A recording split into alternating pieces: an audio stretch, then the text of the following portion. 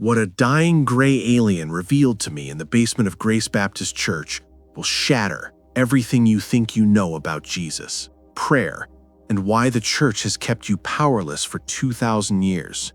Before this story ends, you'll understand why your desperate prayers seem to go unanswered, why the miracles you read about in the Bible feel impossible today, and why the institution I served faithfully for 23 years have been teaching me and you an incomplete version of the most revolutionary truth ever given to humanity.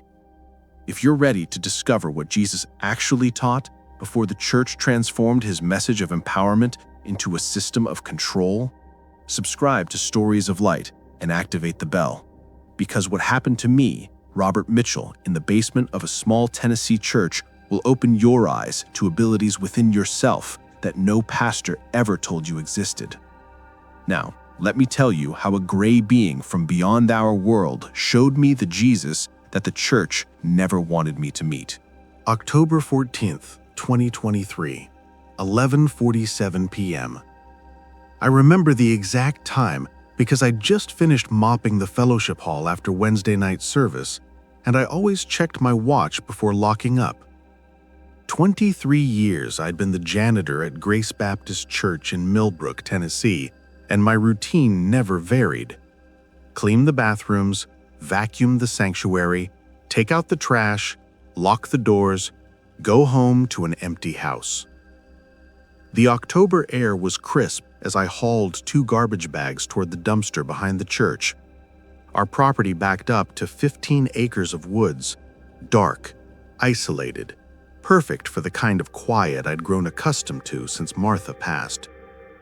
The stars were unusually bright that night, I remember thinking, almost aggressive in their brilliance. Then I heard it. Not a sound exactly, more like a pressure change, a feeling that the air itself had been punched. I froze halfway to the dumpster, garbage bag still in hand, and that's when I saw the lights through the trees. Blue-white, pulsing, completely silent. My first thought was teenagers with drones or maybe Sheriff Cooper doing some kind of night search, but the quality of the light was wrong. Too pure, too cold. The lights descended below the tree line about 200 yards into the woods. I should have gone inside. I should have called someone. Instead, I dropped the garbage bags and started walking toward those lights, pulled by a curiosity I couldn't name. The woods were thick with underbrush, and I used my phone's flashlight to navigate between the oak trees. Branches caught my jacket, my boots crunched through dried leaves, and with every step, a rational voice in my head screamed that I was being an idiot, that I should turn back, that whatever was out there wasn't my business. But something else, some deeper knowing, kept my feet moving forward. I found the craft in a small clearing about a quarter mile from the church. Craft. That's the only word that fits, though it seemed inadequate. The thing was maybe 20 feet across, perfectly smooth, metallic in a way that seemed to absorb light rather than reflect it. A crack ran along one side, and a faint blue glow leaked from the opening like blood from a wound. My heart hammered against my ribs. This can't be real, I thought. I'm having a breakdown. The grief, the loneliness, the years of going through empty motions at a church I no longer believed in, I'd finally snapped. Then I heard the sound, a kind of wet, labored breathing coming from inside the craft. "Hello?" My voice cracked. "Is someone hurt?" The breathing stopped. Silence pressed against my eardrums. I took 3 steps closer, close enough to see through the crack in the hull. That's when I saw him. The being was maybe 4 feet tall, slumped against the interior wall of the craft. His skin was gray, almost luminescent in the dim light. The head was disproportionately large, dominated by enormous black eyes that reflected my flashlight beam like pools of oil. Thin arms, delicate 3-fingered hands, a body that looked simultaneously fragile and ancient. Every muscle in my body screamed at me to run. This can't be real, I thought. I'm having a breakdown. The grief, the loneliness, the years of going through empty motions at a church I no longer believed in, I'd finally snapped. Then I heard the sound, a kind of wet, labored breathing coming from inside the craft. Please, the word appeared in my mind, not in my ears. His mouth hadn't moved, but I heard him as clearly as if he'd spoken aloud. I am injured. My ship malfunctioned. I cannot repair it in this condition. I cannot survive without assistance. Please. I mean no harm. I only need help.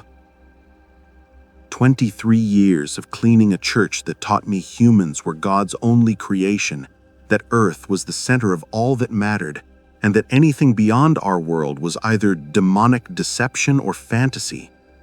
23 years of being told exactly what was possible and what wasn't. And here, bleeding in a crashed ship in the Tennessee woods, was proof that everything I'd been taught was devastatingly incomplete. I thought of Martha, of how she had died 18 months ago, while I prayed and the church prayed and Pastor Jim said to have faith, and God never answered. I thought of how I'd become a ghost in my own life, going through empty motions, believing nothing, feeling nothing, just existing in the hollow space where faith used to be. This being was dying, just like Martha had died, and just like with Martha, I had a choice. I could walk away. I could pretend this wasn't happening. I could protect myself from the impossible.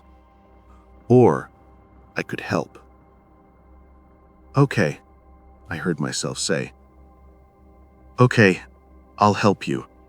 But I need to get you somewhere safe. Can you move? With assistance, but we must be careful. If others discover me, there will be consequences beyond your understanding. I thought of the church basement. Pastor Jim never went down there, bad knees.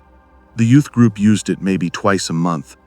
It was cluttered with old Sunday school supplies, a broken piano, storage boxes nobody had opened in years. Perfect for hiding something that shouldn't exist. I know a place, I said, reaching toward the crack in the craft. But you have to trust me. Those massive black eyes fixed on mine, and for a moment I felt something pass between us. Not words, not thoughts, but a recognition. Two beings, separated by an unimaginable distance and difference, connected by the simple fact of suffering and the simple choice to offer compassion. I trust you, Robert Mitchell, the voice said, and I realized I'd never told him my name. Robert Mitchell had been invisible his entire life, and he'd made peace with that a long time ago. At 52, he'd worked as the janitor at Grace Baptist Church for 23 years, and most of the congregation couldn't remember his name. They'd nod politely when passing him in the hallways, then immediately forget he existed.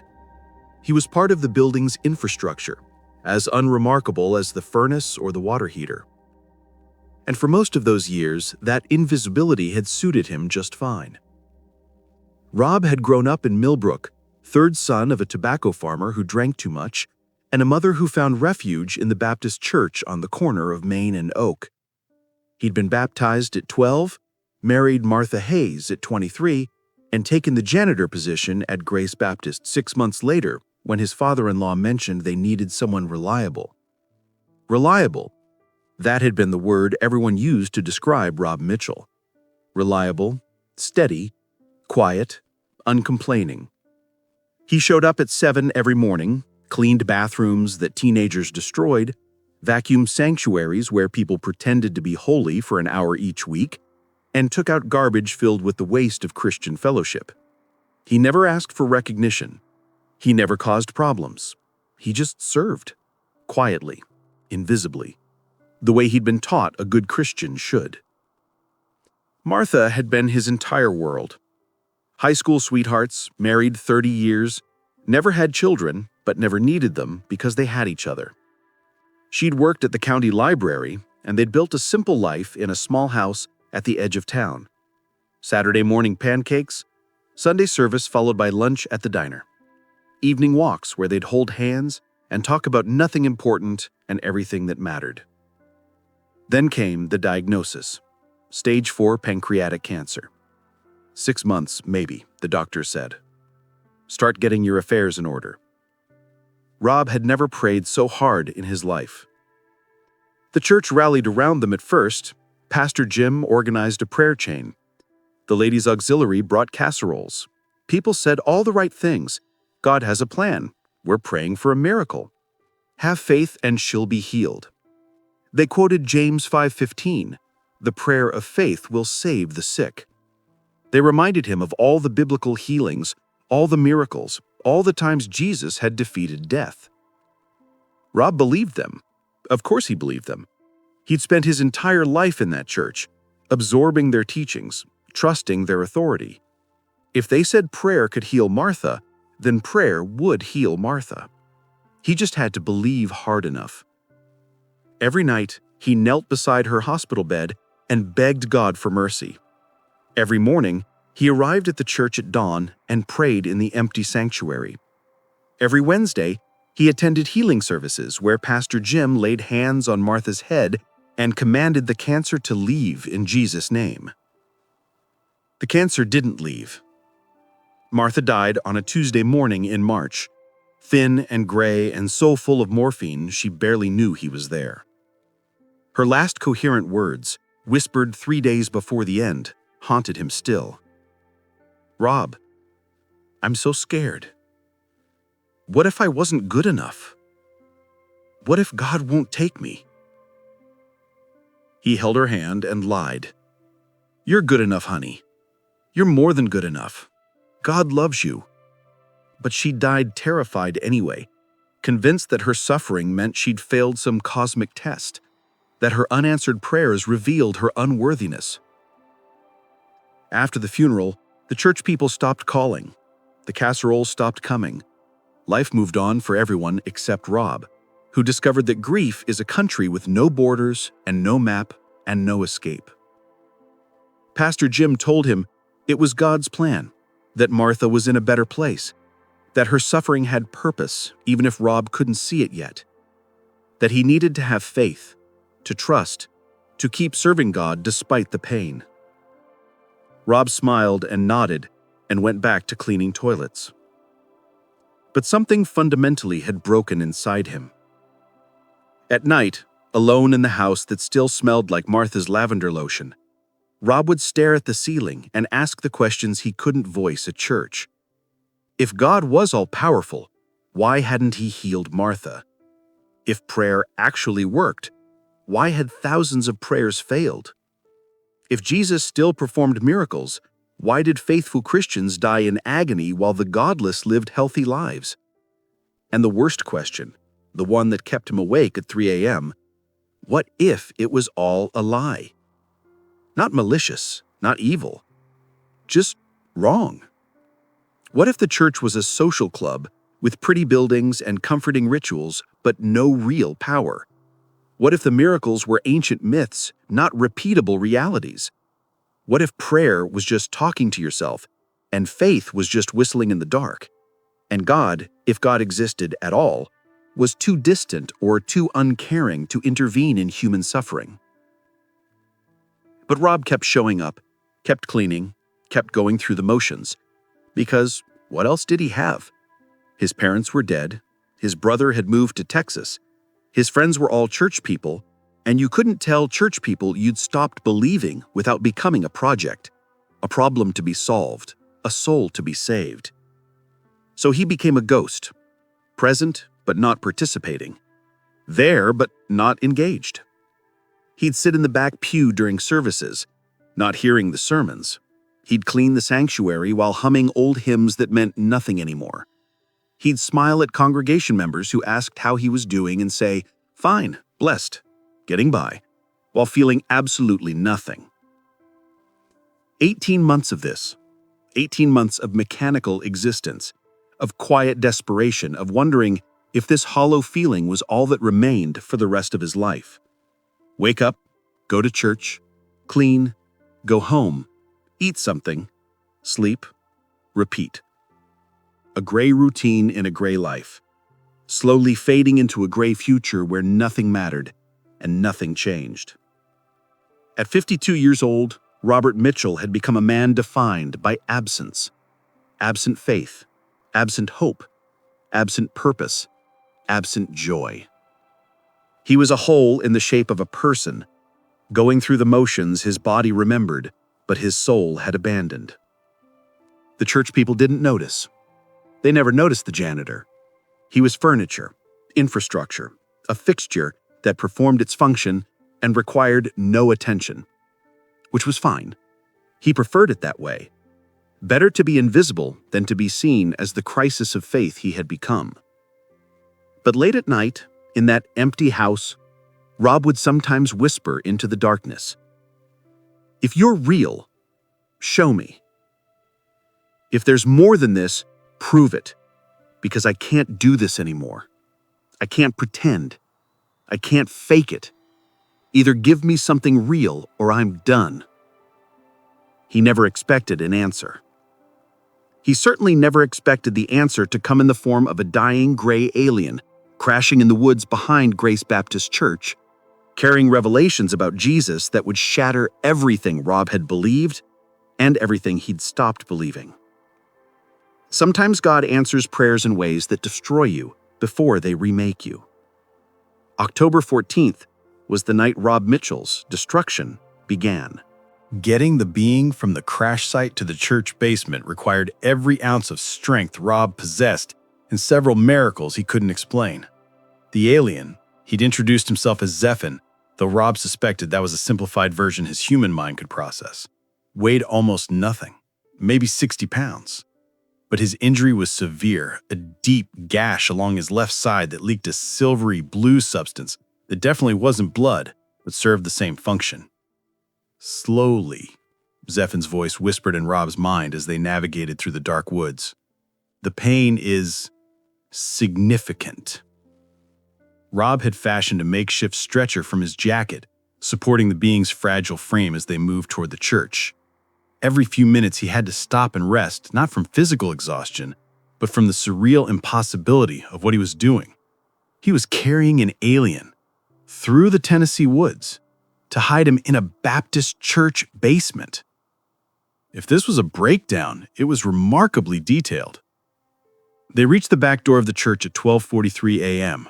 Rob's keys jangled as he unlocked the maintenance entrance, then carefully guided Zephan down the narrow stairs to the basement. The space smelled like mildew and old hymnals. A single bare bulb lit the cluttered room filled with ancient Sunday school supplies, broken furniture, and boxes nobody had opened since the Carter administration. "Here," Rob said, clearing space on an old couch someone had donated decades ago. "Lie down. Let me see how bad it is." Zephan settled onto the couch with a sound that might have been relief or pain. Rob couldn't tell. In the basement light, the being's skin had an almost translucent quality, revealing delicate structures beneath the surface. The wound along his side pulsed with that strange silvery blue light. "I need to clean this," Rob said, slipping into the practical mode that had carried him through Martha's illness. "And I need to know if you can tell me what might help. I'm a janitor, not a doctor, but I know basic first aid." "Your medical knowledge is sufficient. Our physiologies are more similar than you imagine. Clean water, pressure to stop the fluid loss, time to allow cellular regeneration. My body will heal itself if given the opportunity." Rob nodded and climbed back upstairs to the church kitchen, moving through the dark building with the ease of 23 years' familiarity. He gathered clean towels, bottled water, a first aid kit from the pastor's office. His hands moved automatically while his mind struggled to process what was happening. An alien. In the church basement. Bleeding on the donated couch. When he returned, Zephan's enormous eyes were fixed on him with an intensity that felt like being x-rayed. Not threatening, but penetrating. As if the being could see through Rob's skin directly into his battered soul. "You are in pain," Zephan observed as Rob carefully cleaned the wound. "Not physical, deeper. The pain of losing faith." Rob's hands paused. "You can read my mind?" "Not read, perceive. Your emotional frequency is fractured, dissonant, like beautiful music played with broken instruments. You have suffered great loss." "My wife," Rob said quietly, pressing a clean towel against the wound. "You prayed for her healing?" It wasn't a question. Rob nodded anyway. "And when your prayers were not answered in the way you desired, you concluded that prayer does not work, that your God does not listen, that your faith was misplaced?" "Yes." The word came out harsh, bitter. "The church promised miracles.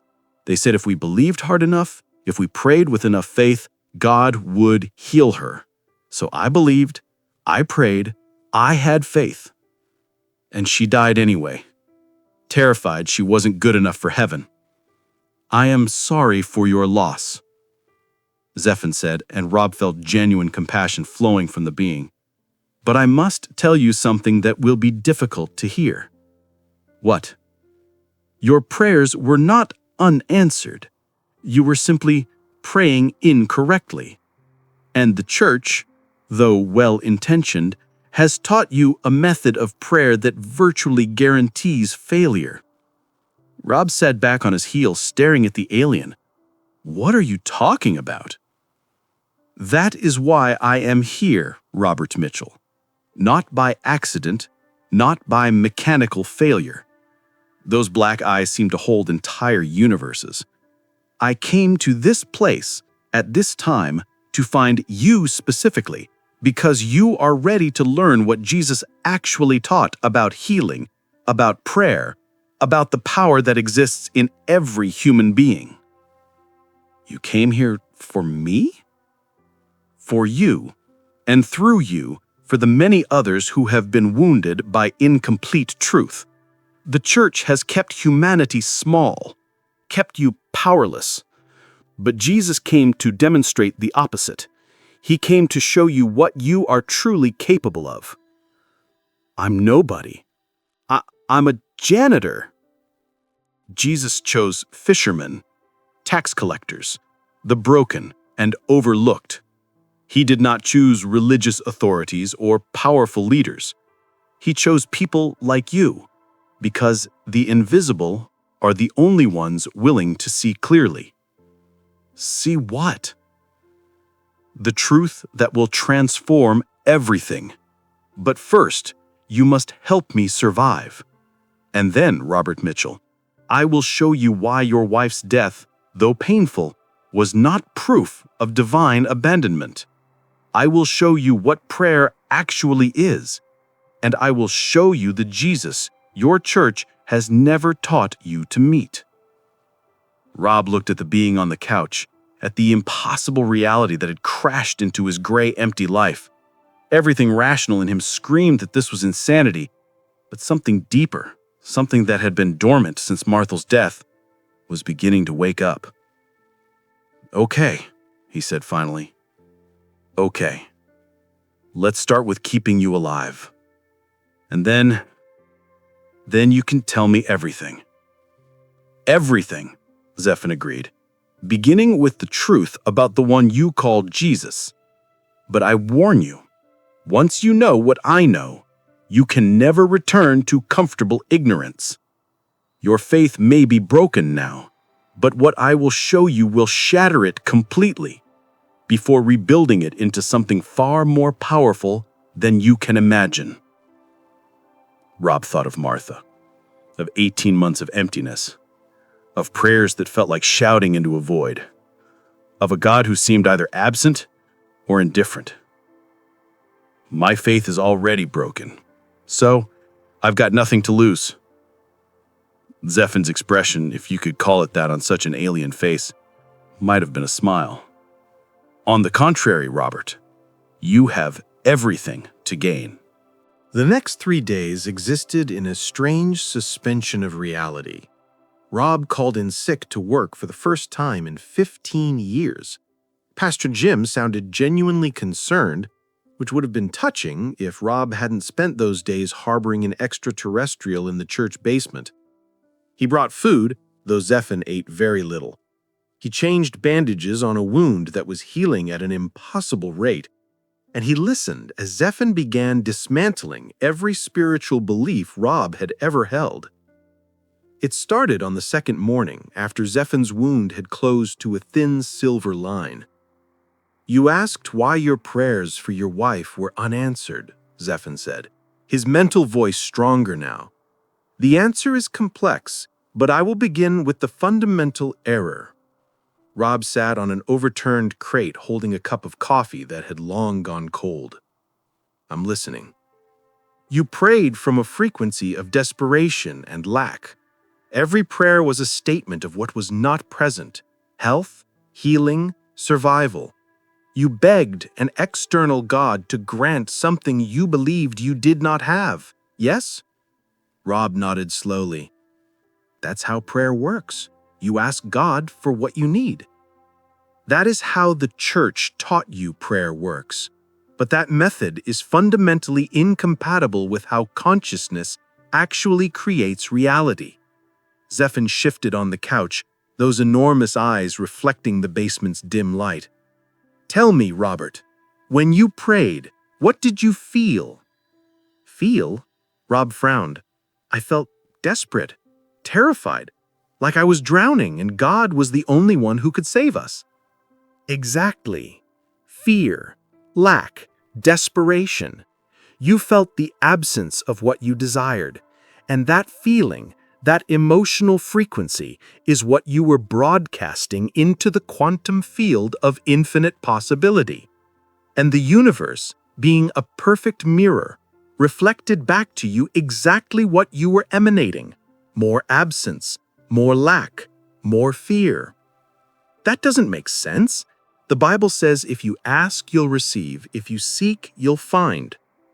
"Yes, but the one you call Jesus, the master teacher whose words have been so profoundly misunderstood, was describing a technology, not a supernatural lottery. He was teaching you how to consciously create by aligning your emotional frequency with the reality you wish to experience." Rob set down his cold coffee. "You're saying Jesus taught, what, some kind of science?" "Jesus taught consciousness technology, the relationship between thought, emotion, and physical manifestation.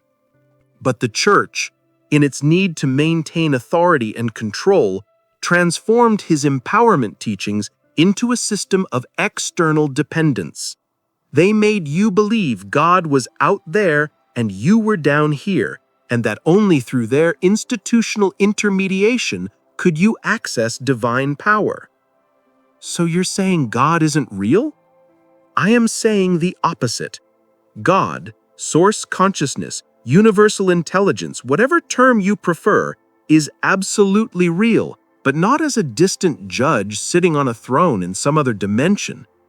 God is the fundamental consciousness that creates and sustains all reality. And you, Robert Mitchell, are not separate from that consciousness. You are an individuated expression of it, a wave in the infinite ocean, temporarily experiencing itself as distinct while never actually being separate." Rob's head was spinning.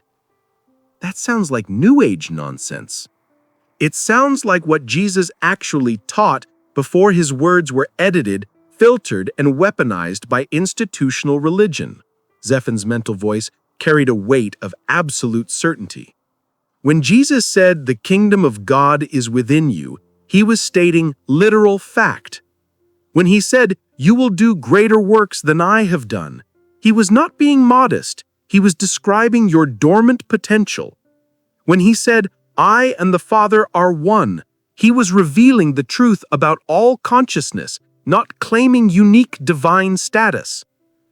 "But the church says Jesus was God's only son, that he was different from us, special." Jesus was special, but not because he was the only divine being. He was special because he was an advanced consciousness that had evolved far beyond the need for physical experience. He volunteered to incarnate from higher dimensional states to demonstrate what all humans can become. He was not the exception, he was the example. Rob stood and paced the small basement, feeling like the foundations of his world were cracking. So you're telling me that for 52 years, for my entire life, the church has been lying to me? Not lying, misunderstanding, and in some cases, deliberately obscuring truth to maintain institutional control, but mostly teaching incomplete information that has been passed down through centuries of distortion and mistranslation. And you know this because? Because Jesus was never alone in his mission. He maintained constant communication with what you might call a cosmic support network, a council of evolved consciousnesses from multiple civilizations who coordinate spiritual assistance for developing planets. Your Earth is not humanity's first encounter with advanced consciousness. It has happened repeatedly throughout your history, and Jesus was one of many teachers sent to accelerate human evolution. Rob sank back on the crate, his legs suddenly weak. Jesus was, what, an alien? Jesus was a highly evolved consciousness that chose to incarnate in human form. Starseed, you might say. He came from higher dimensional realities to anchor certain frequencies and teachings that would prepare humanity for its eventual evolutionary leap. But the revolutionary nature of his actual teachings threatened existing power structures. So after his death, those teachings were systematically altered. How? They transformed empowerment into dependence. You have divine power within became you are powerless sinners. The kingdom is within became the kingdom is in distant heaven, accessible only through us. Love is a creative force became obedience is the path. Every teaching that would have made you sovereign was inverted into a teaching that made you controllable. Why would they do that? People who understand their own power don't need intermediaries. They don't pay tithes for salvation. They don't submit to religious authority. They don't build empires that enrich those who claim to speak for God. Zephin's voice softened. I do not say this to attack your faith, Robert. I say this to awaken you to the faith that was always meant to be yours. Direct connection to source consciousness, unmediated by institution or doctrine. Rob felt tears burning his eyes. My wife died believing she wasn't good enough, that her suffering meant God didn't love her. And you're telling me that was all based on a lie? On incomplete truth that created unnecessary suffering. Martha's consciousness continues, Robert. Death is not the end. It is a transition to another form of existence. And in that transition, many things become clear that were clouded in physical form. She understands now what you couldn't tell her then. She is not lost. She is not condemned. She is not suffering. How do you know that? Because I perceive across multiple dimensional frequencies, and I can sense her energy signature connected to yours, surrounding you with what you would call love. She has been trying to reach you, but your grief has closed the channels through which such communication occurs. Rob couldn't stop the tears now. She's trying to reach me? Constantly. And she wants you to know, forgive yourself. The prayers were never failures. You were simply operating with incomplete instructions. And the journey you are beginning now, the awakening to your true nature, this is what she hoped you would discover. This is her gift to you, Robert. She led you to this moment. Rob buried his face in his hands and wept. Not tears of grief this time, but something more complex. loss and hope and confusion and possibility all tangled together. "I don't understand any of this," he said finally. "I don't know what's real anymore." "Then let me show you," Zephan replied. "Let me demonstrate what Jesus demonstrated. Let me prove to you that the abilities he possessed, healing, manifestation, transformation, these are not supernatural gifts reserved for a divine exception. They are natural human capacities that you have simply never been taught to access." Rob looked up, wiping his eyes. "You can prove this?" "I can, and I will. But first, you must be willing to release what you think you know. You must be willing to see with new eyes. You must be willing to accept that the janitor of Grace Baptist Church is far more powerful than anything Pastor Jim has ever preached from his pulpit." Despite everything, the impossibility, the heresy, the complete destruction of his worldview, Rob found himself nodding. "Show me," he said. "Show me everything." And Zephan, the gray being from beyond the stars, settled more comfortably on the donated couch and began the education that would transform Robert Mitchell from a broken janitor into something far more extraordinary. The real teaching was about to begin. The demonstrations started that afternoon, but Rob's mind fought against them with every weapon denial could muster. "This isn't real," he said for the 15th time, watching Zephan hover 3 inches above the couch without any visible means of support. "I'm hallucinating. The grief finally broke something in my brain, and this is what a psychotic break looks like." Zephan lowered himself gently back to the couch. "If you were hallucinating, would you be questioning whether you were hallucinating? Delusions do not typically come with built-in skepticism. Maybe that's part of the delusion. Maybe I'm in a hospital somewhere, sedated, and this is all a dream." "Pinch yourself." Rob did. It hurt. "That doesn't prove anything. You can feel pain in dreams." "You are protecting yourself," Zephan observed gently. "Your entire identity has been built on a certain understanding of reality. I am offering you a completely different understanding, and that threatens to dissolve the very foundation of who you believe yourself to be.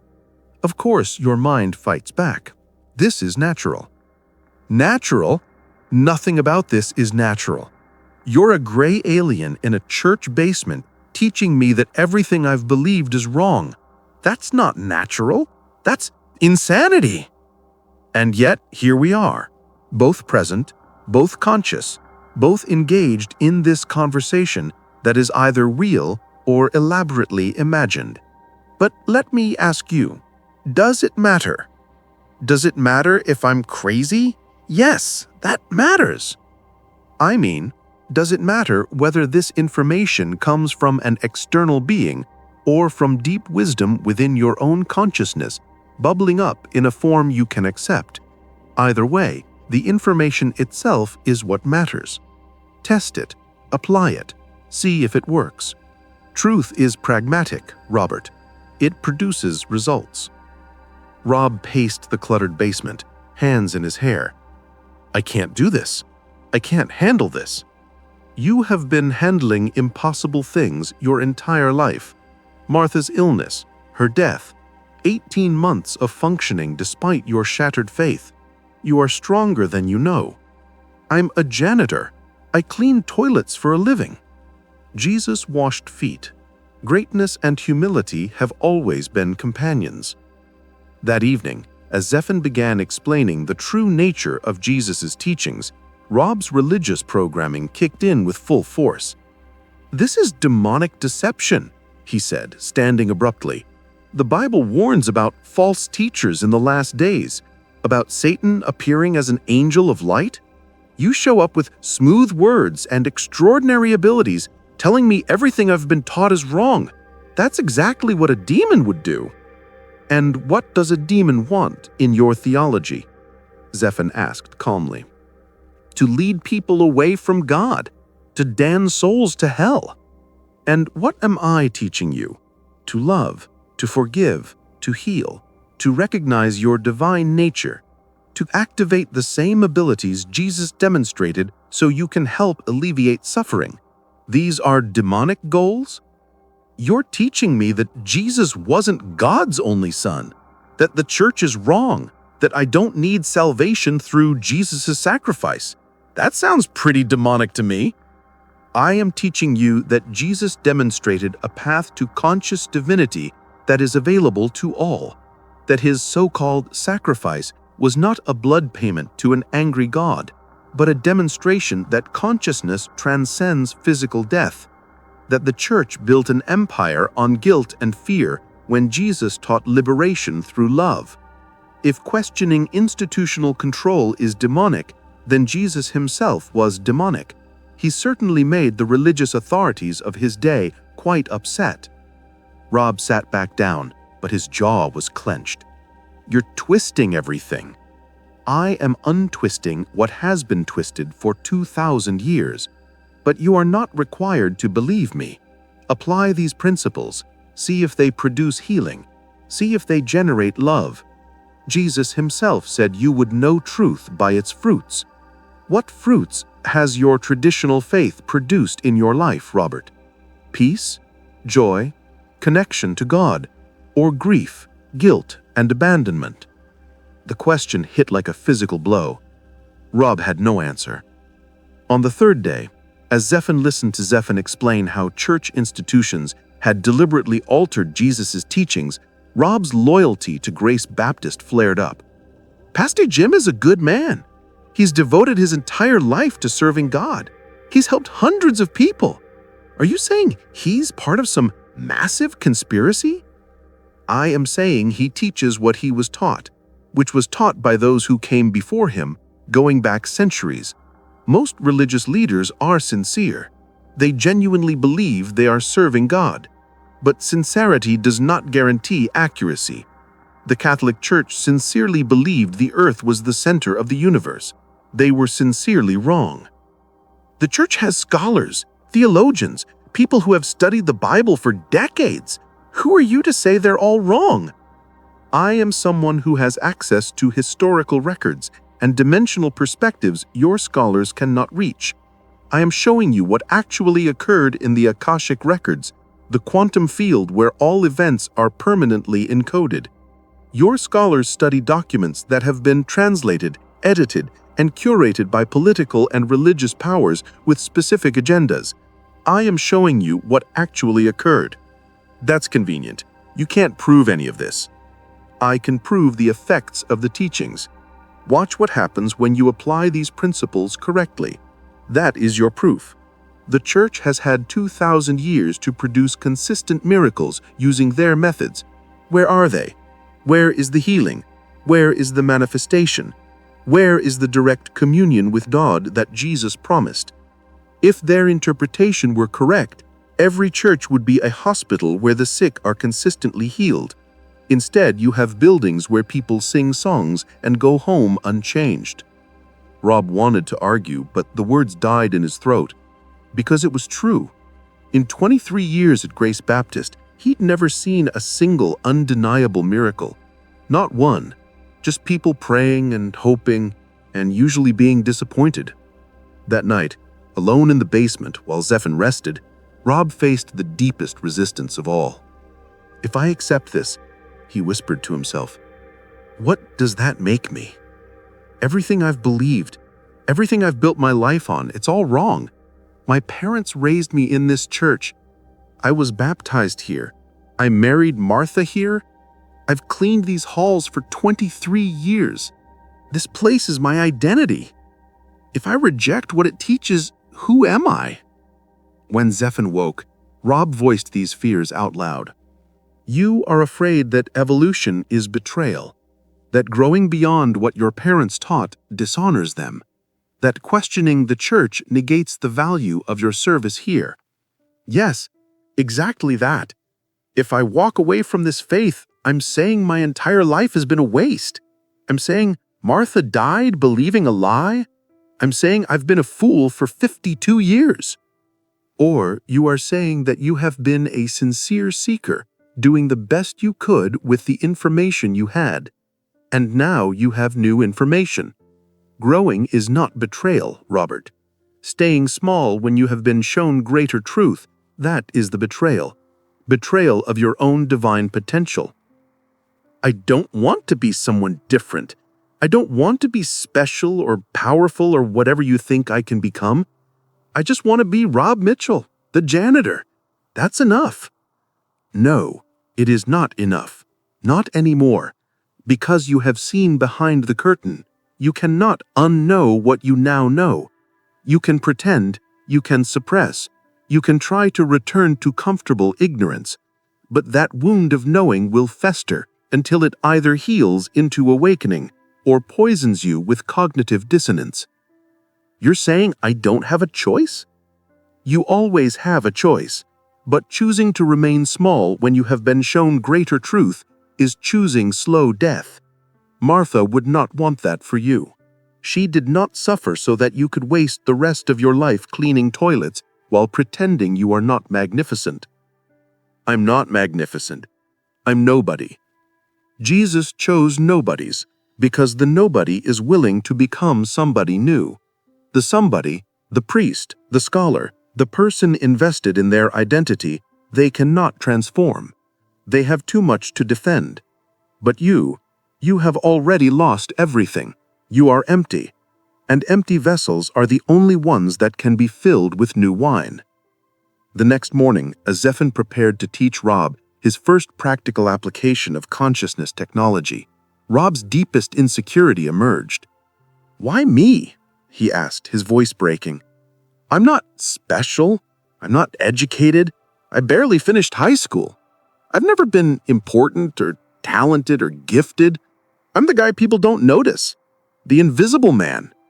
Why would cosmic beings choose someone like me for this? Do you know why we, those you call aliens, angels, light beings, why we so rarely reveal ourselves to your religious authorities, your scholars, and your powerful leaders?" Because they wouldn't believe? Because they cannot receive. Their cups are already full. They know too much to learn anything new. But you are broken. You are empty. You are humble. You have been made low by life, and it is only from the low place that one can receive high wisdom. That doesn't make me feel better. It should. Jesus said, "Blessed are the poor in spirit." Why? Because poverty of spirit creates space for truth to enter. Your unworthiness, which is only a story you tell yourself, not a fact, has actually prepared you perfectly for this moment. You have no ego to defend, no reputation to protect, no investment in being right. You can simply receive, like a child. I don't feel like a child. I feel like a fool. The fool is often wiser than the scholar. The fool knows they don't know. The scholar thinks they do. Who do you imagine is more capable of learning something new? Later that day, as the full implications of Zephan's teachings settled over him, Rob experienced existential vertigo. "If this is all true," he said slowly, "then I've wasted my entire life. 52 years believing wrong things, praying wrong ways, serving a system that kept me powerless. Martha and I spent 30 years in this church, and none of it mattered. We were just trapped in an illusion. All those Sundays, all those prayers, all those years of trying to be good Christians. Wasted." "Nothing is wasted," Zephan replied. "Every experience teaches. Every belief system serves until it no longer serves. You needed to exhaust the old paradigm completely before you could be ready for the new one. Had you learned these truths 10 years ago, you would have dismissed them. You needed to see the limitations of traditional faith firsthand. You needed to have your prayers apparently fail so that you would become desperate enough to learn how prayer actually works." So Martha had to die for me to wake up? Martha's death was not about you. Her soul had its own journey, its own curriculum. But her death created conditions in your life, grief, disillusionment, emptiness, that made space for transformation. She loved you enough to know that losing her might be the catalyst that finally freed you from comfortable lies. That's a terrible gift. All true gifts destroy what came before. Birth requires death. Resurrection requires crucifixion. You cannot become who you are meant to be while clinging to who you have been. Martha's death crucified your old faith. What I am offering you is resurrection into something far more powerful. Rob sat in silence for a long time, feeling the weight of all those years pressing down on him. The baptism at 12, the wedding at 23, the thousands of Sundays in pews, the endless prayers, the unquestioning service. All of it, based on incomplete truth. "I'm angry," he said finally. "I'm so angry. At the church, at God, at everyone who could have told me the truth but didn't, or didn't know themselves. All this suffering, all this limitation, all this guilt, for nothing." Your anger is appropriate. Feel it fully, but do not become trapped in it. Anger at the past will poison your future. Yes, you were taught incomplete truth. Yes, systems of control kept you small. Yes, you suffered unnecessarily. But now you know better, and knowing better means you can do better. The question is, what will you do with this knowledge? On the fourth night, Rob couldn't sleep. He sat in the dark basement while Zephan rested, and finally the deepest wound opened. Martha died terrified, he whispered into the darkness. Her last coherent words were asking me if she was good enough, if God would accept her. She spent 30 years being a faithful Christian, and in the end she was afraid. Afraid she hadn't measured up. Afraid her suffering meant she'd failed some test. And I held her hand and told her she was good enough. But I didn't even believe it anymore. His voice broke completely. I failed her. If what you're saying is true, if she was already divine, already loved, already eternal, I should have known. I should have told her. I should have said, Martha, you're not broken. You're not being punished. You're perfect. And this death is just a transition and you're going home to yourself. But I didn't know. I couldn't tell her. I just watched her die in fear because I was trapped in the same lies she was. Tears streamed down Rob's face. She needed me to know this truth so I could tell her. And I failed. I let her die afraid because I was ignorant, because the church kept me ignorant. How do I forgive myself for that? How do I forgive God for not showing me sooner? How do I forgive any of this? Zephan's mental voice, when it came, was infinitely gentle. Robert, Martha knows now. That doesn't help her in those final moments. She died in fear. Physical death is not the end of consciousness. The moment Martha transitioned, the instant her awareness separated from her body, all became clear. The fear dissolved, the guilt evaporated. She understood immediately that she had always been loved, always been divine, always been perfect. That understanding came to her the moment she needed it most. But in the hospital, she was trapped in a body compromised by pain and medication, operating from limited human consciousness. But death is not punishment. It is liberation, release from those limitations. And in that release, Martha experienced what you would call enlightenment. Instant, complete, undeniable. How do you know that? Because I can perceive her now. Her consciousness has not ceased. It has expanded. And she is here, Robert. She has been here this entire time we have been talking. She is surrounding you with a love so powerful It would overwhelm you if you could feel it fully in your current state. She's here? She is always with you. And she is asking me to tell you, forgive yourself. She does not blame you. She thanks you for 30 years of love. She thanks you for holding her hand. She thanks you for trying even when you did not have the complete truth. And she is proud of you for being brave enough to question now, to seek truth now, to open yourself to this awakening now. Rob was sobbing now. Deep, wrenching sounds that came from somewhere he didn't know existed inside him. She says, Zephan continued, his mental voice carrying Martha's love like a warm embrace, this was always the plan. Not conscious plan, but soul-level agreement. That her death would be the crack that let the light in. That your grief would become the doorway to your transformation. That she loves you. That she is not lost. And that the best way to honor her memory is to become everything you are capable of becoming. I miss her so much. She knows, and she promises you will be together again, in fuller form, when your journey in physical reality is complete. But until then, she asks you to live, truly live, not just exist, not just go through motions, but awaken, grow, serve, love, heal. Become the Robert Mitchell she always knew you could be, but life never allowed you to become. Until now.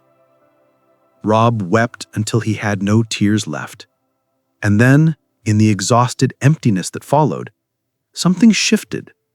The resistance that had been holding him back, the doubt, the fear, the unworthiness, the anger, it didn't disappear, but it loosened its grip. Okay, he whispered finally. Okay, I'm ready. Show me. Teach me. I don't understand any of this, but I'm willing to try. For Martha, for myself, for whatever I'm supposed to become, I'm ready. Zephan's presence felt like a smile in the darkness. Then let us begin the real work, the demonstrations that will prove to you, beyond all doubt, that what I am telling you is not fantasy, but accessible reality.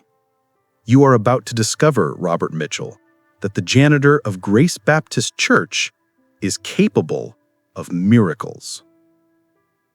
Remove your shirt, Zephan instructed the next morning. Rob hesitated, then complied, standing shirtless in the cold basement while the gray being regarded him with those penetrating black eyes. I will now describe conditions in your body that no external observation could reveal. This will demonstrate that consciousness can perceive beyond physical senses. Zephan was silent for perhaps 30 seconds, and Rob felt something like warm sunlight moving through his body, though nothing visible was happening. Your lower back, Zephan began. Left side, approximately L4, L5 vertebrae.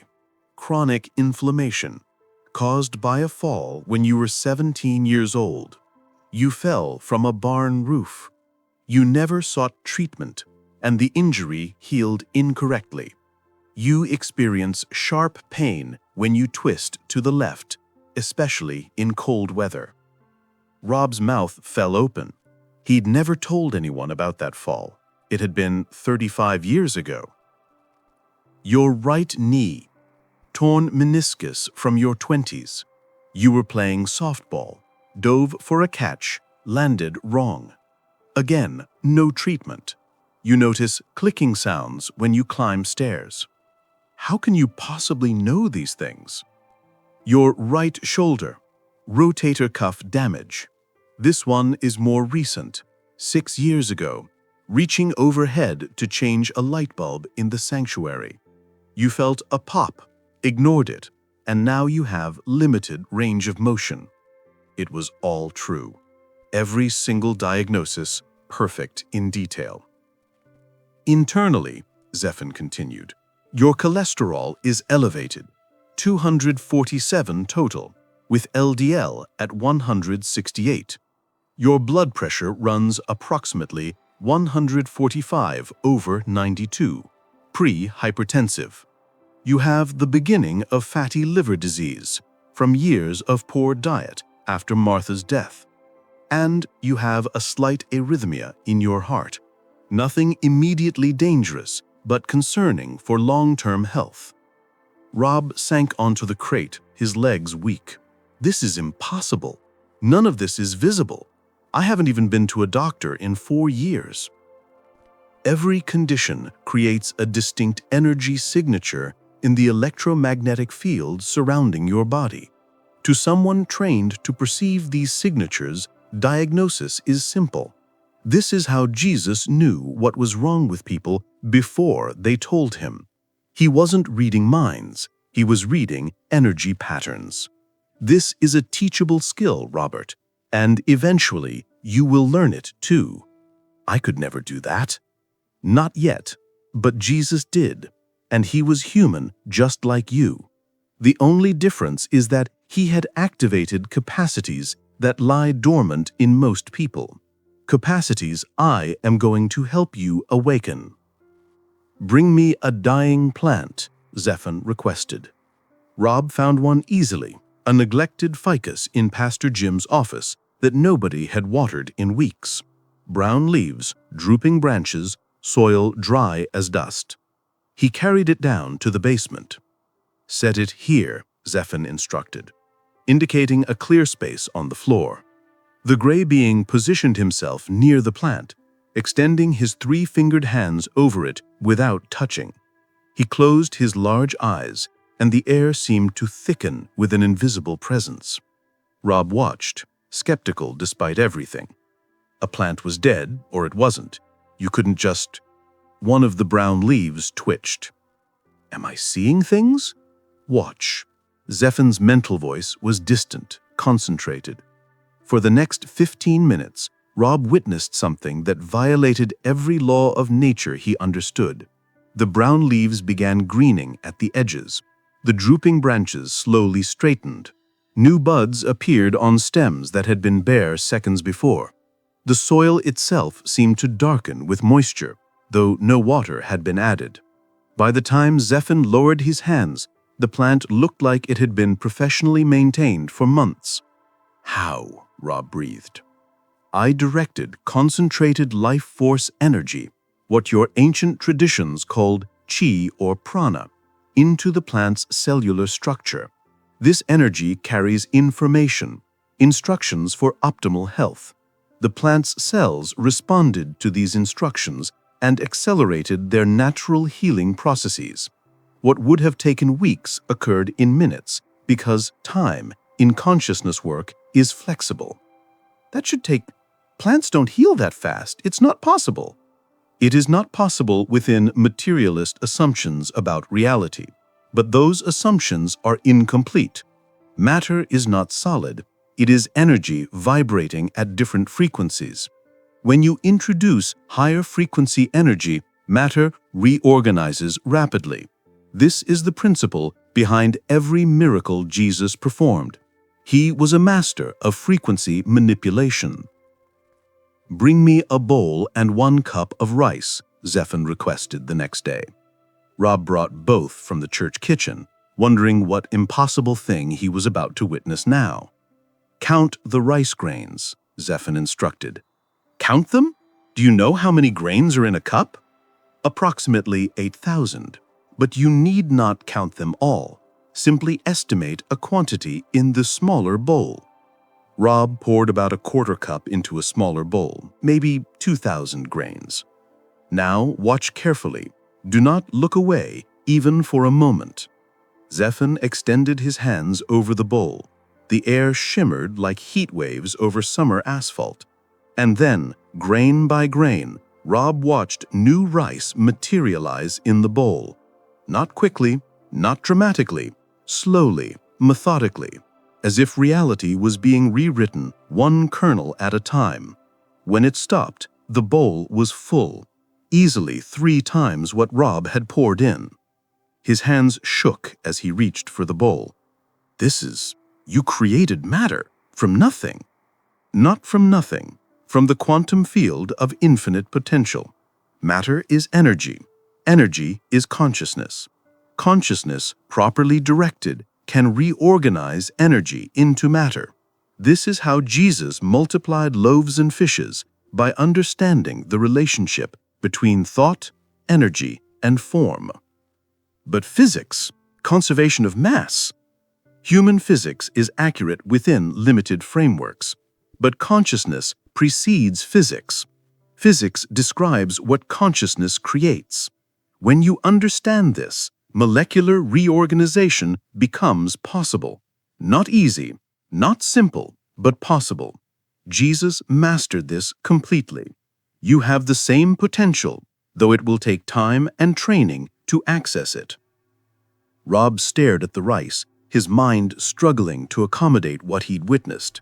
This wasn't illusion or sleight of hand. He'd watched it happen grain by grain. "Why show me this?" Rob asked quietly.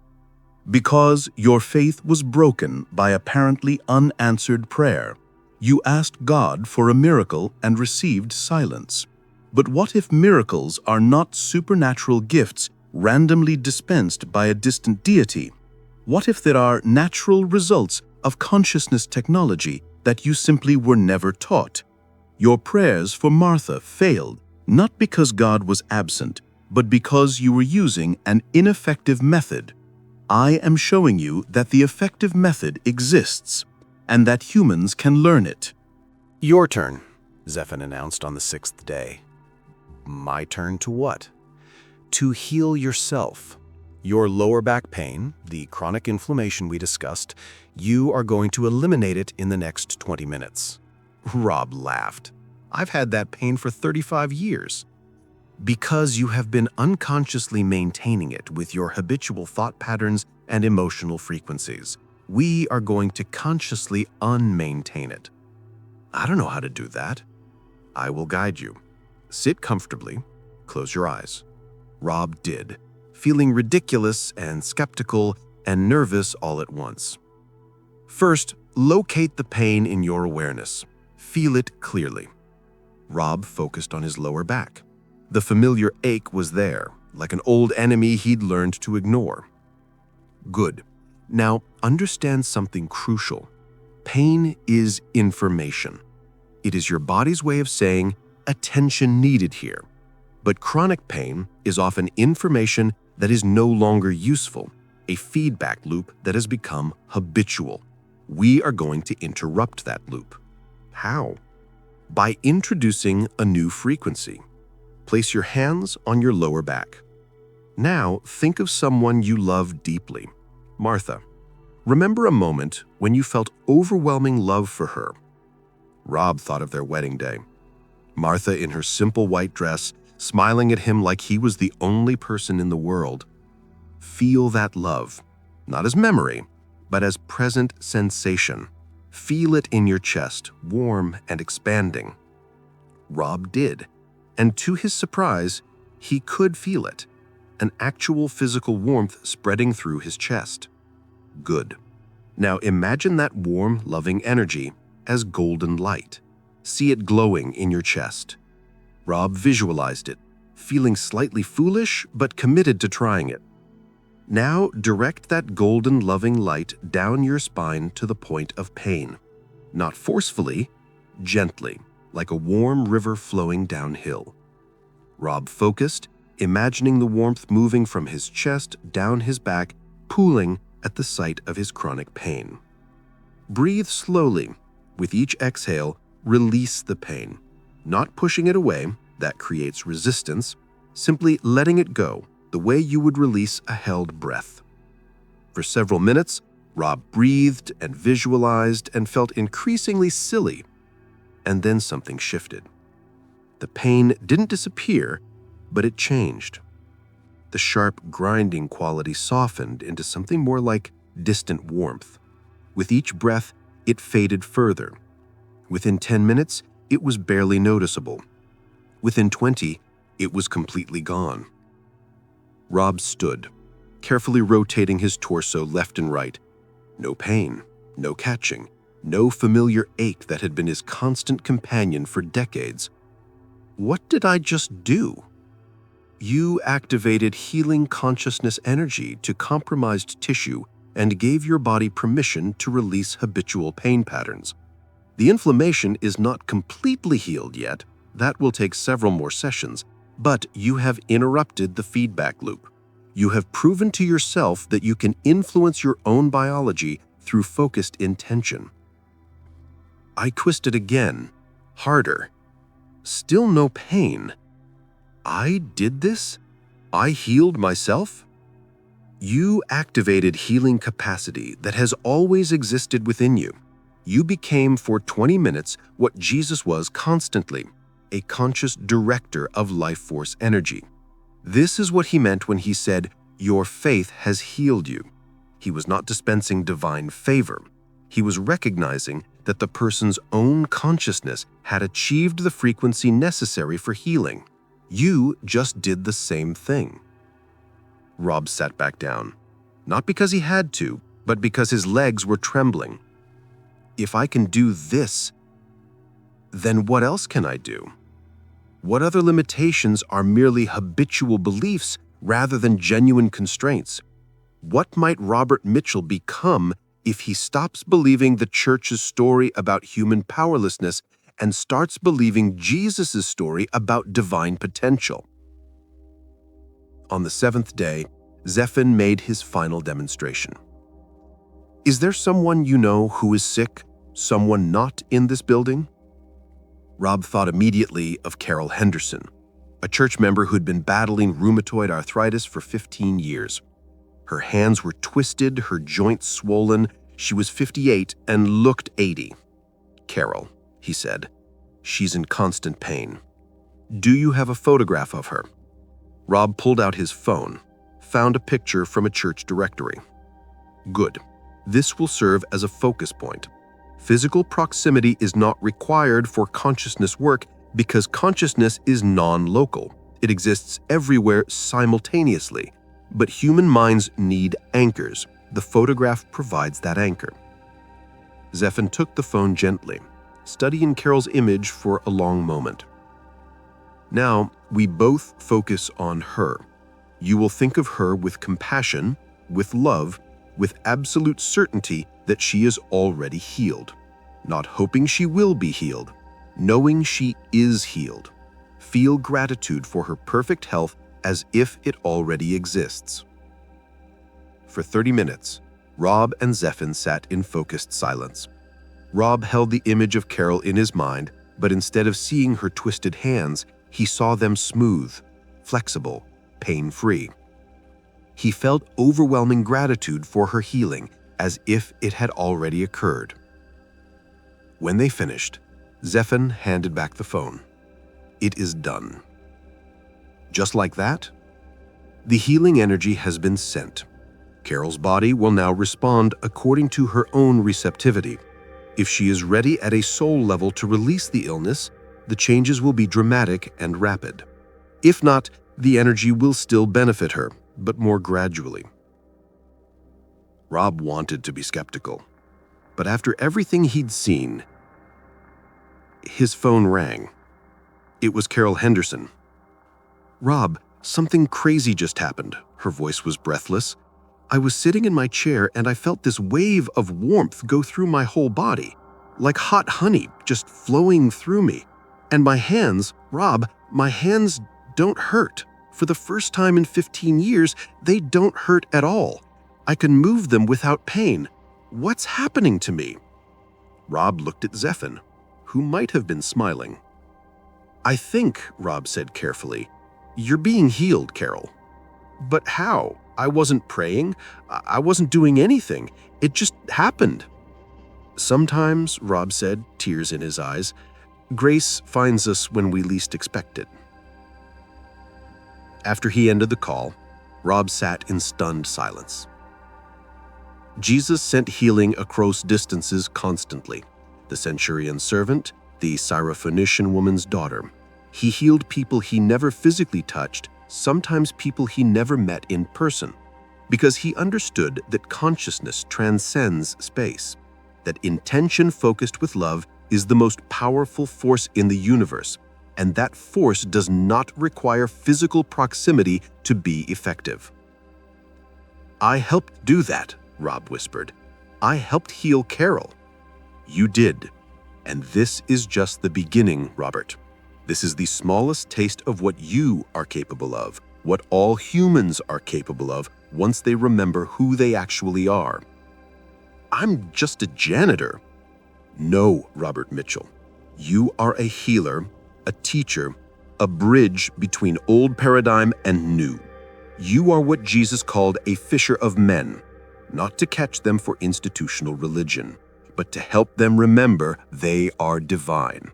This is your purpose. This is why Martha died and you survived. This is why I crashed near this church on this specific night. Everything has been preparing you for what comes next." And what comes next? Everything. Absolutely everything. Over the next 3 days, Zephon revealed truths that shattered the last remaining walls of Rob's conventional worldview. "The consciousness you know as Jesus," Zephon began, "had evolved far beyond the need for physical incarnation. He existed in what we call eighth-dimensional frequency, a state of being where individual identity merges with universal consciousness while maintaining coherent awareness. He was what your spiritual traditions might call an ascended master, a being who had completed countless cycles of evolution across multiple star systems and dimensional realities."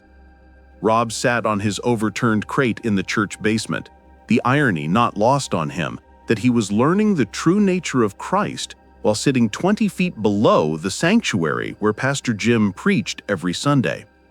"So, Jesus was an alien?" Rob said flatly. "Jesus was advanced consciousness that chose to descend into human form, not alien in the sense of foreign or other, but non-terrestrial in origin. Think of it this way. Imagine you are a graduate student choosing to return to kindergarten to teach children.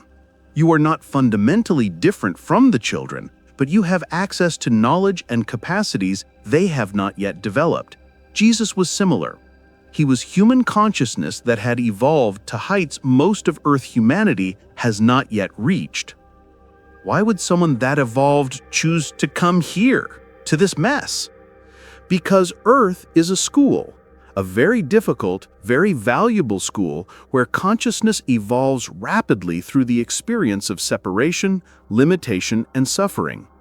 But sometimes, students get stuck in their lessons. They forget they are divine beings having temporary human experiences. They start believing the illusion is the only reality. When that happens, teachers incarnate to remind them of the truth. And Jesus was one of these teachers? One of many across your history. Buddha, Krishna, Lao Tzu, Mary Magdalene. Yes, she was a master teacher too, despite what your patriarchal church history claims. These were all advanced consciousnesses that volunteered to incarnate to help humanity remember its divine nature. Jesus was perhaps the most recent and most radical of these interventions in Western civilization. So, when Christians say Jesus is God's only Son, they are describing a metaphor as if it were literal fact. Jesus demonstrated the truth that all consciousness is child of God, individuated expressions of universal source. He was not the only divine being. He was an example of what all beings can become when they awaken to their true nature. When he said, "I and the Father are one," he was revealing truth about the nature of consciousness itself, not claiming exclusive divine status. Rob felt his entire theological foundation continuing to crack. The church has built everything on Jesus being uniquely divine. The church built an empire on making Jesus unreachable. If he is the only divine one, you need institutional intermediaries to access God. But if Jesus demonstrated what every human can become, then you need only yourself and direct connection to Source. Institutions become unnecessary. This is why his true teachings were so dangerous to power structures and why they had to be altered. Jesus was never alone. Throughout his ministry, he maintained constant telepathic communication with what you might call a cosmic council, a collective of evolved consciousnesses from multiple civilizations coordinating spiritual assistance for Earth.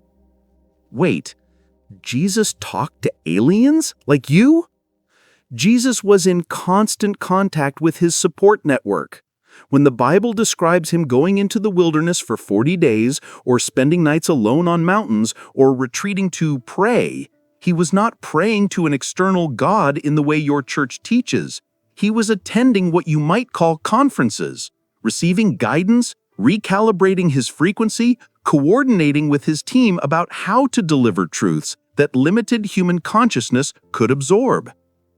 This is insane. Is it? How did Jesus know what to do, where to go, what to say? How did he perform precise healings without medical training? How did he teach physics-defying principles with such certainty? He had access to information beyond what human consciousness typically perceives. That access came through his maintained connection to higher dimensional support systems. So his miracles were demonstrations of natural laws taught to him by advisors who understood those laws completely. Water into wine? Molecular restructuring, taught by masters who had perfected matter manipulation. Healing the blind? Frequency medicine, guided by those who understood biological energy systems. Walking on water? Gravitational field modification, a technology numerous civilizations have mastered. Nothing Jesus did was supernatural. It was all natural, just laws of physics that Earth science has not yet discovered. And the resurrection? The morning after Zephin's final revelations, Rob woke in his own bed for the first time in a week and discovered that reality had fundamentally shifted. His coffee tasted different, sharper, more vivid, as if he'd been drinking it through a filter his entire life and someone had finally removed it. The morning light through his kitchen window seemed to carry information, not just illumination. And when he looked at his hands, the same hands that had cleaned church toilets for 23 years, he saw them differently. These were not janitor's hands. These were healer's hands, creator's hands, divine instruments temporarily clothed in flesh. "I can no longer deny what I've experienced," he said aloud to the empty kitchen. "These aren't beliefs I'm adopting. They're truths I'm recognizing. Something ancient within me is remembering what it always knew." He felt no need to convince himself, no internal argument. The resistance that had fought Zephin's teachings for days had simply dissolved. In its place was quiet certainty. Rob Mitchell, church janitor, had died. Something new was being born. It hit him in the shower. Standing under hot water, Rob suddenly felt 18 months of suppressed grief, rage, and terror rushing up from somewhere deep in his chest. He braced his hands against the tile wall and sobbed. Not the polite tears he'd shed at Martha's funeral, but primal, body-shaking sounds that came from a place he didn't know existed. But these weren't tears of sadness. They were tears of release. Relief so profound it felt like a dam breaking inside him. All the years of feeling unworthy, all the desperate prayers that seemed unanswered, all the guilt about not being good enough, all the fear that he was fundamentally broken, all of it was based on a lie. A misunderstanding so complete it had shaped his entire existence. "I wasn't broken," he gasped between sobs. "I was never broken. I just didn't know how to access what was always there." He cried until he had no tears left, and when he finally emerged from the shower, he felt lighter. Empty in the best possible way. Clean in a manner that had nothing to do with soap and water.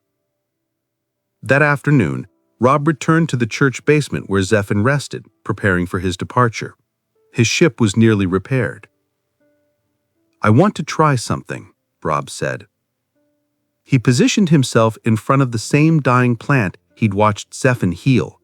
Someone had brought another neglected ficus from the church office, Pastor Jim's actually, though Rob didn't mention that. Following Zephan's instructions, Rob placed his hands over the plant without touching it. He closed his eyes and focused on the feeling of love he'd felt on his wedding day, that warmth in his chest. He imagined it as golden light, just as Zephan had taught him. Now, directed toward the plant, not forcing, allowing, like water flowing downhill. Rob visualized the golden warmth flowing from his chest, down his arms, through his palms, into the struggling plant. He felt foolish. He felt uncertain, but he maintained focus. 5 minutes. 10 minutes. 15. Open your eyes. Rob looked. The plant's brown leaves had subtle green tinting at their edges. Not dramatic, not miraculous, but undeniable. "I did that," Rob whispered. "You activated healing capacity that has always existed within you. Small demonstration now, but Jesus' journey to mastery started with small demonstrations too. You were learning what he learned, walking the path he walked." Over the next 3 days, as Zephan completed repairs on his ship, Rob noticed abilities emerging that he'd never possessed before. He could sense people's emotional states without being told. When Pastor Jim came down to the basement looking for supplies, Rob felt the man's anxiety like a pressure in the air. His marriage was struggling. His faith was wavering. He was afraid of being exposed as a fraud. He saw these things without knowing how he knew them. The information simply arrived. He also began seeing subtle energy fields around living things. Not dramatic auras like New Age books described, but gentle emanations. Plants glowed faintly. The church cat that wandered the property had a shimmer around her. Even the building itself seemed to pulse with accumulated prayers and emotions. "My senses are waking up," Rob told Zephan. Correct.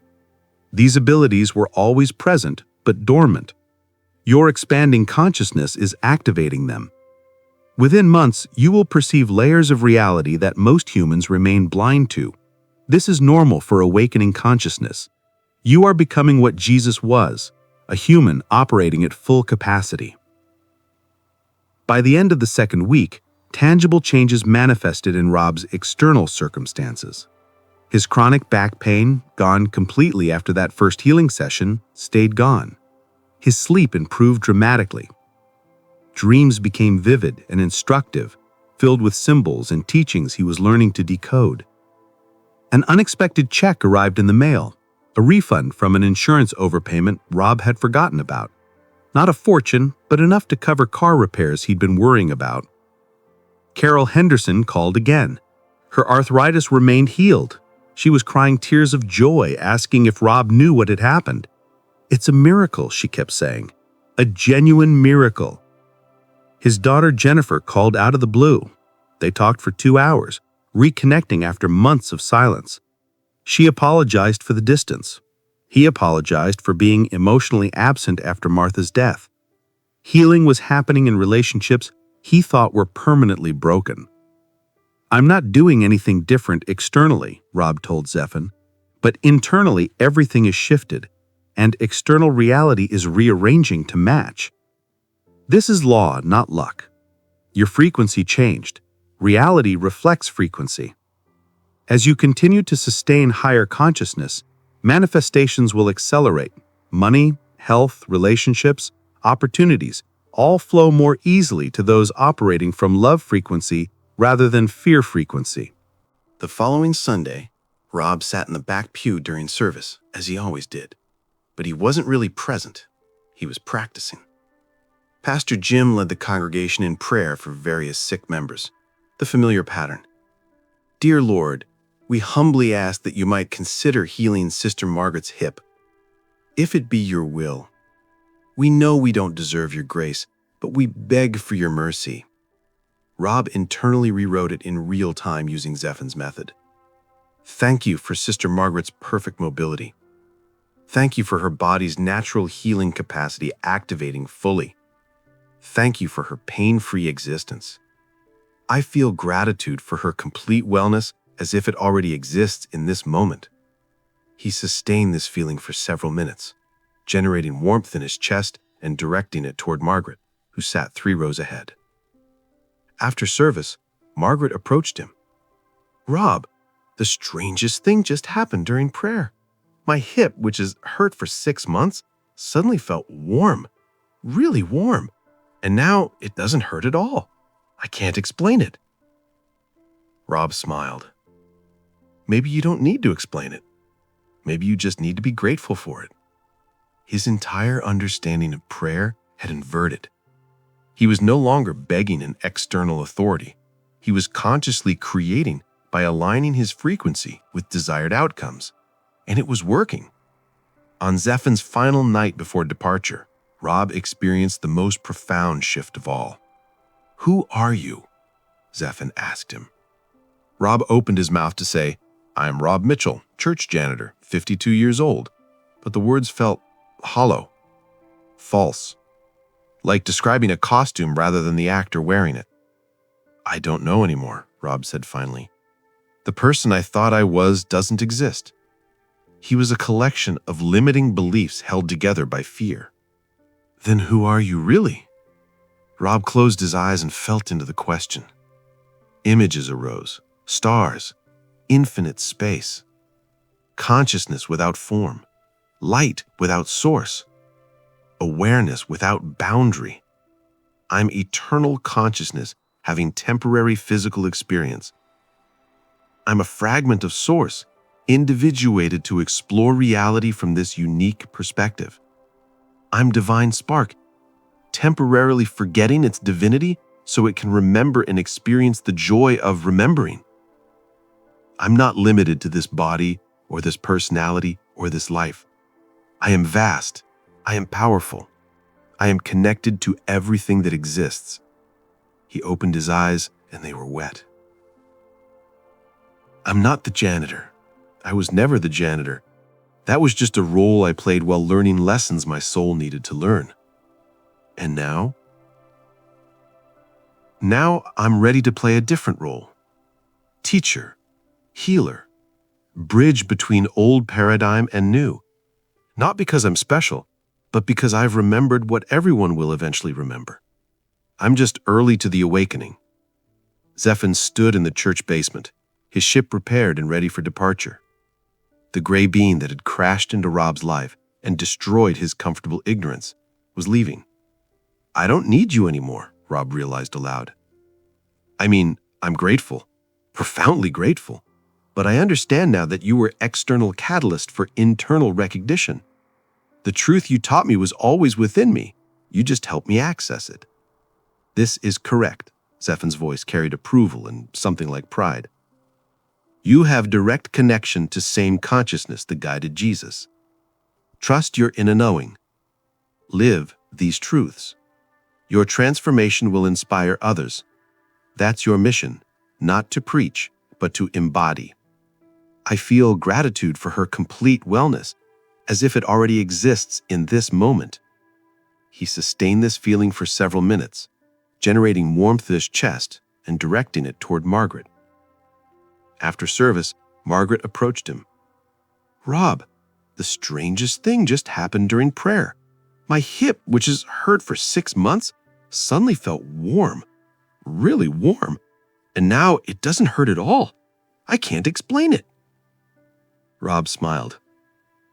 Maybe you don't need to explain it. Maybe you just need to be grateful for it. His entire understanding of prayer had inverted. He was no longer begging an external authority. He was consciously creating by aligning his frequency with desired outcomes. And it was working. On Zephin's final night before departure, Rob experienced the most profound shift of all. Who are you? Rob opened his mouth to say, I'm Rob Mitchell, church janitor, 52 years old. But the words felt hollow, false, like describing a costume rather than the actor wearing it. I don't know anymore, Rob said finally. The person I thought I was doesn't exist. He was a collection of limiting beliefs held together by fear. Then who are you really? Rob closed his eyes and felt into the question. Images arose, stars, infinite space, consciousness without form, light without source, awareness without boundary. I'm eternal consciousness having temporary physical experience. I'm a fragment of source, individuated to explore reality from this unique perspective. I'm divine spark, temporarily forgetting its divinity so it can remember and experience the joy of remembering. I'm not limited to this body or this personality or this life. I am vast. I am powerful. I am connected to everything that exists. He opened his eyes and they were wet. I'm not the janitor. I was never the janitor. That was just a role I played while learning lessons my soul needed to learn. And now? Now I'm ready to play a different role. Teacher, healer, bridge between old paradigm and new. Not because I'm special, but because I've remembered what everyone will eventually remember. I'm just early to the awakening. Zephin stood in the church basement, his ship repaired and ready for departure. The gray being that had crashed into Rob's life and destroyed his comfortable ignorance was leaving. I don't need you anymore, Rob realized aloud. I mean, I'm grateful, profoundly grateful, but I understand now that you were external catalyst for internal recognition. The truth you taught me was always within me.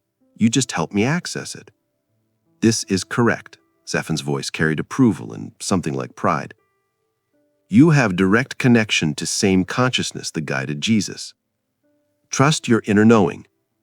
Live these truths. Your transformation will inspire others. That's your mission, not to preach, but to embody. What if I fail? What if I forget everything you taught me? You will stumble. This is guaranteed. But stumbling is part of learning, and you cannot unlearn what you have genuinely understood. The seed has been planted. It will continue growing whether you actively tend it or not. Your only task is not to interfere with the natural unfolding. I'm afraid. Fear is natural when stepping into unknown territory. But remember, you are not alone. Martha surrounds you with love. Guides walk beside you in dimensions you cannot yet perceive. And I, though I depart physically, remain connected to you through consciousness. Call, and I will hear, always. Rob felt tears threatening again. Thank you for crashing, for trusting me, for showing me who I really am. Thank you for having compassion brave enough to help a wounded stranger. That compassion opened you to transformation. Never underestimate the power of simple kindness. It changes worlds. After Zephin's ship departed, a brief flash of light through the trees that no one else witnessed, Rob stood alone in the October darkness behind Grace Baptist Church. He was the same man who'd hauled garbage to this dumpster 3 weeks ago. Same body, same name, same job, but utterly, completely transformed. He thought about his work as janitor, about the church, about Pastor Jim's incomplete teachings and the congregation's desperate prayers that went unanswered because they were using ineffective methods. He couldn't tell them about the alien. They'd think he was insane. He couldn't explain the technical details Zephin had taught him about consciousness and manifestation. They weren't ready. But he could do something else. He could be different. Noticeably, undeniably different. He could operate from love frequencies so consistently that people felt better just being around him. He could quietly heal those who were ready.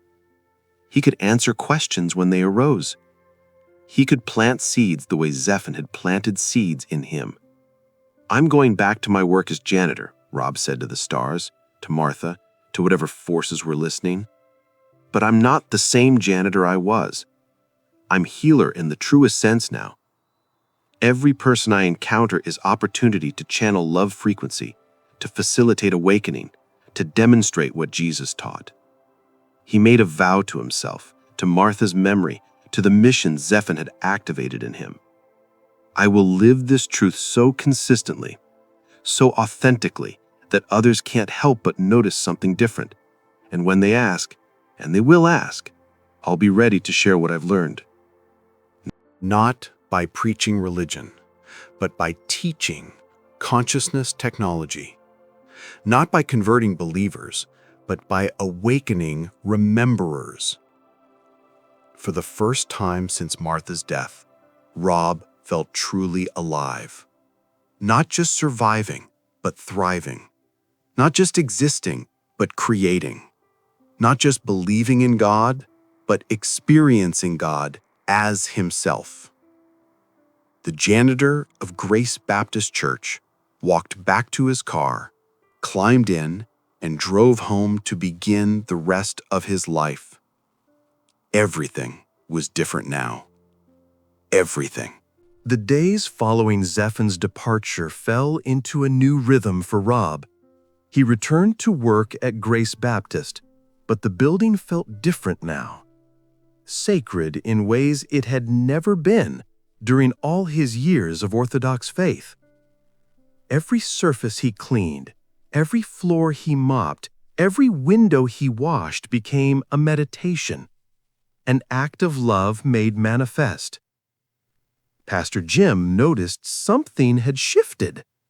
"Rob, you seem lighter. Did something happen?" Rob smiled. "I guess I'm just feeling better. Working through the grief, you know." He couldn't tell Pastor Jim the truth. Not yet.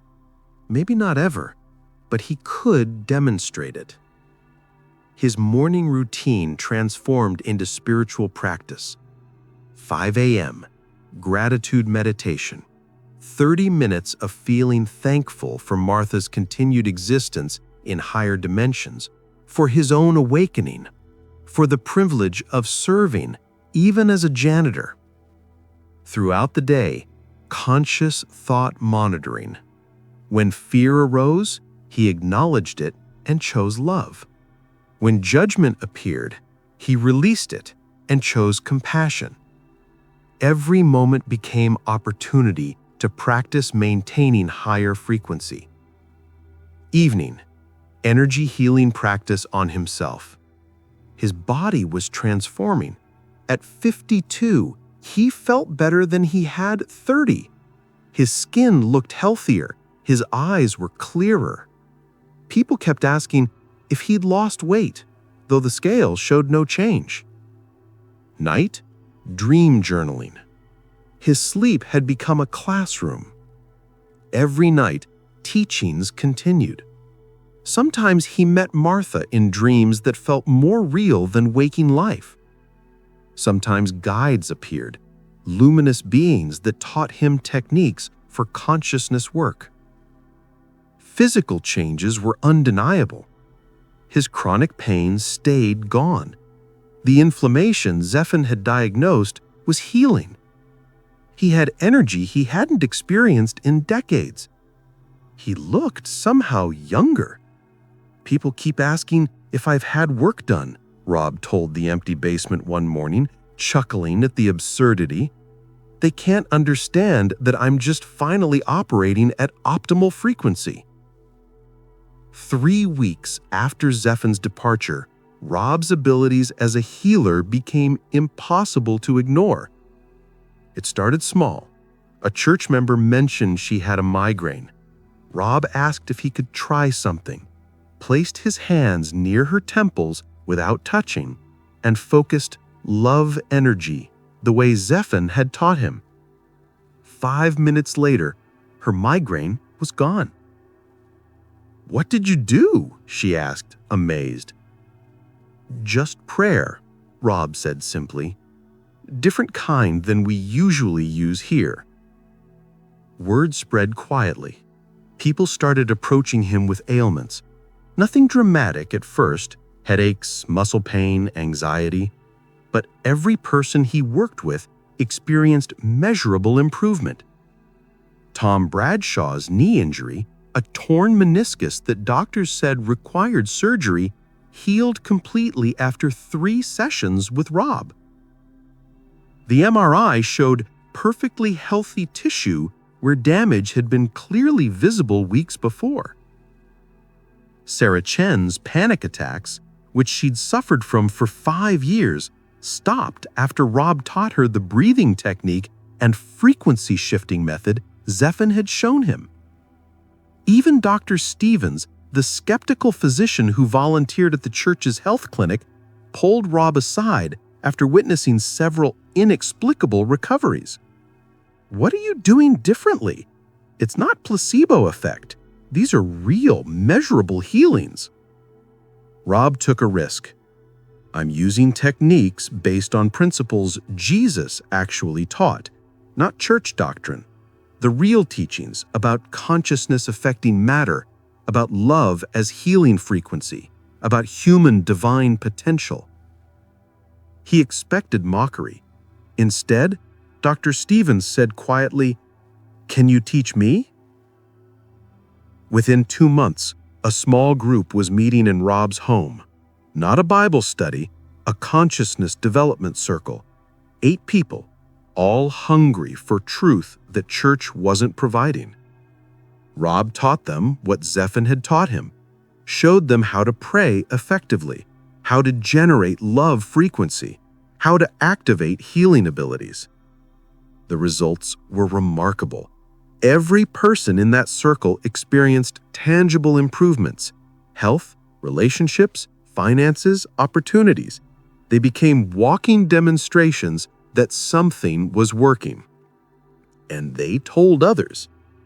Rob's external circumstances transformed in ways that seemed almost magical, but followed predictable patterns of frequency and manifestation. Financial improvement arrived first.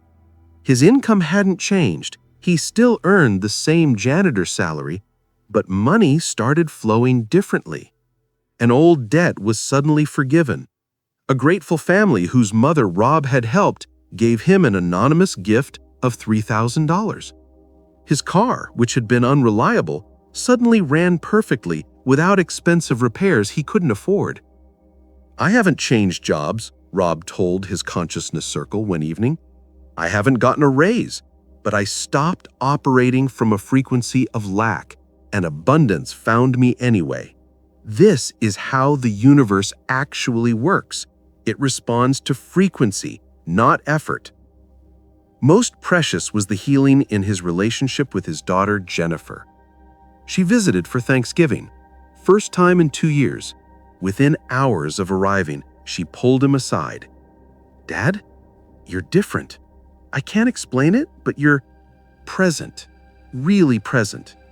You weren't present after Mom died, but now you are. What happened?" Rob chose his words carefully. "I discovered that Mom didn't disappear. She transformed. And that discovery helped me transform too.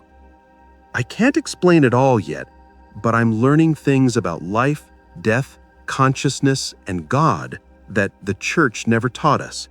Things that are changing everything."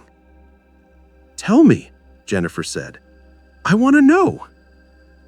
They talked for 6 hours. Rob didn't mention the alien, that would have been too much, but he shared the principles, how consciousness creates reality, how love is actual force, not just emotion, how death is transition, not ending, how they were powerful beyond measure if they learned to access that power. Jennifer cried, "I've been so angry at God since Mom died, but maybe I was just angry at the wrong idea of God." By the time she left, she asked Rob to teach her what he was learning. She joined the consciousness circle remotely, calling in from 3 states away. Their broken relationship, fractured by grief and misunderstanding, was healing. Community impact rippled outward in concentric circles. Neighbors noticed Rob's transformation and asked questions. The postal carrier mentioned he seemed happier. The grocery store clerk said he had a glow about him. Mrs. Patterson, whose arthritis Zephan had healed remotely, became Rob's most vocal advocate. She told everyone who would listen that something miraculous was happening through the church janitor, though she couldn't explain exactly what. Soon, people were showing up at Rob's door with questions. Can you show me what you did for Mrs. Patterson? Can you teach me how to pray that way? Something about you is different. What is it?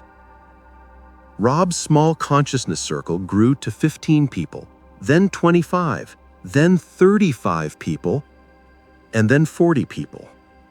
They met in his living room, in church members' homes, anywhere they could gather, not church services, consciousness development circles, teaching what Zephan had taught Rob, showing others how to access abilities Jesus demonstrated. The transformation was spreading, seed by seed, person by person, exactly as Zephan had predicted. Rob Mitchell, the invisible janitor nobody noticed, had become a quiet catalyst for awakening, not through preaching, not through doctrine, but through demonstrable results that made denial impossible. This is how movements begin, Rob called his circle one evening. Not with loud proclamations, but with quiet transformations. One healed person tells another. That person tells 3 more. Those 3 teach others. Within a year, a town is different. Within a decade, a culture shifts. Within a generation, humanity awakens. We are seeds planted by teachers like Zephan and by Jesus before him, and we're starting to germinate.